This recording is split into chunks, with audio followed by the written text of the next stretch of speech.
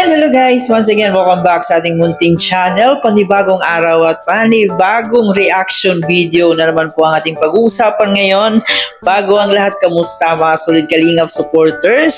Kamusta yung mga solid Mikri supporters natin? So medyo matagal-tagal na rin po yung hindi natin nakita ang Mikris, no? Kailan kaya yung part 25? Alam kong marami na ang nag-aabang nito. Kasi nung last part po, sa part 24, ay naiyak nga tayo dahil po sa prank. Ngayong part 25 ay excited na naman po tayo kung ano na naman kayang pasabog, kung ano na naman kaya ang gagawin ng ating Mikris. So dito nga rin po guys, ay meron po tayong nakitang clip video kung saan nga po na interview ang lula ni Krista. At dito guys ay talaga namang sinabi niya na ay butong-buto nga po siya dito sa Mikris Tandem. At butong-buto siya dito kay Kalingap Mikoy. At sabi pa niya dito na kahit ang daming bashing, ang daming nag-question sa edad ni Kalingap Mikoy, pero isa lang yung sinabi niya na talaga namang age doesn't matter daw. So grabe naman si Lola, no? Sobrang butong-buto po talaga kay Kalingap Mikoy. So wala na po tayong puproblemahin pa kasi approve na po si Kalingap Mikoy dito sa mga magulang ni Krista. Alright, so mamaya ng konti atin pong balikan yung clip video na upload po ni Ate Maria Ligaya Vlogs. Panoorin po natin yan kung ano pa yung mga dapat nating malaman dito kay Lola patungkol nga po dito kay Krista. Bago tayo magpatuloy, please don't forget to subscribe sa ating channel, paki-like and share ng ating video, at paki-turn notification bell para laging updated every time na mag-a-upload po tayo. At ating suportahan guys ang ating ama ng Kalingap na si Kuya Bal Santos Matubang, Ate Edna Vlog, and Kalingap Rap. Suportahan din po natin ng mga keyboys, Kalingap partners, mga charity vloggers sa Pilipinas na tumutulong sa ating mga kababayang mahirap. Suportahan natin. Dito guys ay ating panoorin po ang pahayag ni Lola patungkol nga po dito sa tandem na Mikris. Panoorin na natin to. Nung wala pa si Rap kay wala pa si Krista kay Rap, si Lola, minsan ako nakapag-vlog doon sa kanila. Lola, kasi nung nagsali si Krista sa yung parang pageant, no? Pageant? Oo. Tapos pinakilala po sa akin ni Krista si Lola niya, kaya nakilala ko po ito. So, kumusta ang buhay-buhay, Lola Teresita? Oo nga, kundi naalisan ako ng trabaho na ngayon, ng magluluto, kaya naghanap-hanap naman ako matrabahuhan.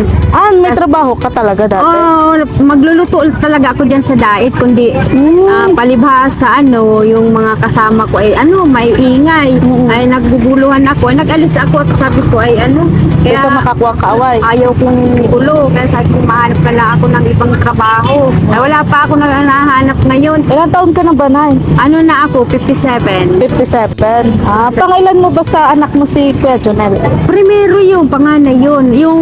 Panganay pala si Kuya? Oo, panganay yun. Tapos, yung namatay yung ahente ko, meron akong ahente Namatay siya, yung Mark Anthony. Oo.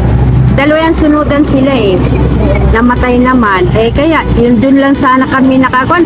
Mabait yun. Sagod Sino po? Yung namatay po? Namatay na yun. Hindi kami Ba't si Tatay Jonel hindi ba mabait? Mabait man yan. Hindi naman, kundi hindi talaga yung paraimik lang yung anak ko. Hindi yung paraimik. Ganun talaga ang ugali. So, ilan na lang anak mo, Nay? 3 na lang. Isang babae, 2 lalaki. So, ano masasabi mo pala, Lola, kasi si Tatay Jonel na kay Kuya Bal na? Ay, As mabuti nga. carpenter. Sabi ko, pinagdasal ko na sana maganda ang buhay nila. Oo. Maning, hindi sila magkasarakit. Sabi ko, sana. Kundi, hindi ako binibisita nung anak ko Yun na, Nay, ni Kuya Jonel. Oo. Ay, busy na lagi kay Kaya Kuya Bal. sabi ko, hayaan mo na. Sabi ko, may trabaho naman kako. Hindi bali. At permanente na ang trabaho niya. Yes. Wala man problema.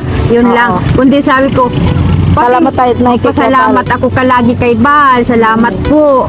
Sagod sa kay CJ na Apo. lagi niyong hindi siya pinapabayaan. Ayan. So, ano masasabi mo, Nay, sa narating ng apo mo ngayon? Ay, Sikat na ang apo mo ngayon. Kaya sabi ko, CJ, pag ayusin mo ka ako, hindi ka sagot yung nagtulong sa'yo, hindi ka ano sa kanila, lagi kang mahingi ng pasensya kung nagkakamali ka. Yan. Sabi niya, Lula, oo nga, hindi naman ako, sabi ko, magbabait ka. Sabi ko, magsusunod ka karapapa mo. Sabi ko, anong sabihin ka ako ng mga kasama ni Kuya Bal? Magsusunod ka rin.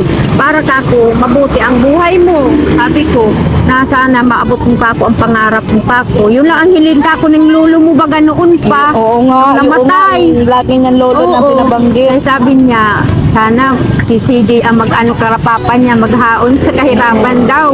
Para so, daw talaga nangyari na, Oo, ano? natupad man siguro. Ano masabi mo na nakarating na ng Hong Kong? Ay, pasalamat Si na ako. Krista. Sabi ko, nakarating yung mag-ina. Pero ang buhay nila, hiling mo, nakarating sila dyan. Oo Ang nga, dahil Nay. lang kay Kuya Bal. Oo. Kay Kaya Rap. nagpapasalap ako kay Rap. Kaya sabi ko, salamat na maray at pinarating naman nila doon. May pasalubong ba sa inay nung ano? Nung huli? Hindi pa ako kasi napunta doon. Ah, hindi ka pa napunta. Sabi ayaw ko man sa kanila magparahimi, na mahirap man din ang buhay. Kaya sabi ko, sana ka ako may maghulog ng langit. Siguro na yun yung pinagdadasal mo dun sa chapel. Hindi, ano? nagsasyum ako lagi dyan. Ah, kumbaga Oo. may ano ka, pinapanata. Oo, pinapanata ko na ano, sa kanila din yan. Pinapanata ko lagi. Kaya nagsisimba ako kahit nalakad lang ako. Ah, ay, naglalakad ka lang, te? Hanggang doon. Ay, wala. Layo din kayo. Malayo nga. Kundi Layo. nalakad na ako pa. Ano na nga ako. So, si Lola po ni Krista, ilang beses na po kami niya nagkikita dito sa chapel. Kaso, hindi ko natatimingan na ma-interview siya. Sayang. Napapanan mo ba na yung yung mga vlog kay Oo. Mikoy at kay Krista? Ano masabi mo na kinikilig ka ba na? Tagod kayo doon sa lalaki. Kay Mikoy. Kay Mikoy. Ah, ano masabi mo na kay Mikoy? Anong paalala mo na kay Mikoy? Ay, sana maging palawak pa ang kanyang trabaho. Tapos maging mabait siya. Sagod kung makakakuha siya ng babae, ay sana ay hindi naman siya lukuhin. Sana na si Krista na. Ay, sana Ikaw, Nay, kung tatanungin ka ba, Nay, okay lang ba sa'yo, Nay, na si Mikoy ang katandem ni Krista kasi medyo, di ba nga, maraming basher? Oo. O ano masasabi mo, Nay? Okay lang ba sa'yo? Okay lang sa akin. Wala mang problema. At mabait naman yung bata. Yes. Kaya sabi ko, okay na okay sa kanya. Mm-mm. Sabi ko, madami doon, kinikirilig sila pag sabi ko, sana kako yan nakako ang ni CJ. Oo. Kundi bata pa kako si CJ, may Yes. edad na baga si ano. O ano masasabi mo doon, Nay? Naniniwala ka ba doon sa age doesn't matter? Oo, wala naman masama doon kasi meron naman bagang may matanda o nagkakagusto sa bata. O ganun man lang yun. Kung saan man saya na si Krista, Doon siya. ka. Oo, doon ako. Ayan. Butong-buto na po yung mama, yung kapatid, yung papa ni Krista, at saka itong lola ni Krista. Sana all, no? Di tulad ng iba dyan na maraming pumipigil. Pero dito guys, sa Tandem na Mikres, grabe napakasuportado ng kanilang bawat pamilya. So sana ganito palagi. No, sana all walang hahadlang sa kanilang pag-iibigan.